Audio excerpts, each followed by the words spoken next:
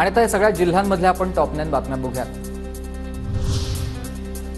पुढील 3 ते 4 दिवसांसाठी विदर्भ आणि मध्य महाराष्ट्राला हवामान विभागाकडून येलो अलर्ट, तर पुढच्या 5 दिवसात कोकणात मुसळधार पावसाची शक्यता, हवामान विभागाचा अंदाज। नाशिकच्या म्हसरूळ परिसरामधील रस्त्यावर 1.5 फुटांपर्यंत साचलं पाणी, 20 मिनिटाच्या पावसात रस्ते तुंबले। महानगरपालिकेचे पावसाळापूर्व नियोजनाचं काम फोल ठरलंय। शक्तीपीठ महामार्गाविरोधात कोल्हापुरात शेतकरी आक्रमक, कोल्हापूरमध्ये शक्तीपीठ महामार्ग रद्द करण्यासाठी सर्वपक्षीय मोर्चा।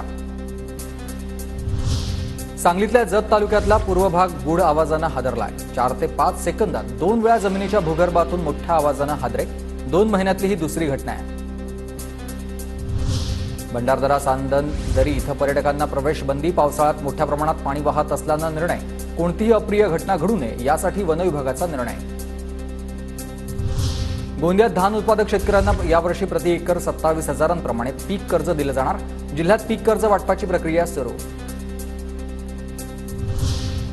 चंद्रपूरमध्ये नीट परीक्षेत झालेल्या घोटाळ्याविरोधात हजारो विद्यार्थी रस्त्यावर, चंद्रपूर कोचिंग क्लासेस असोसिएशन आणि IMAच्या वतीनं मोर्चाचं आयोजन, गांधी चौक ते जिल्हाधिकारी कार्यालयापर्यंत काढलाय मोर्चा।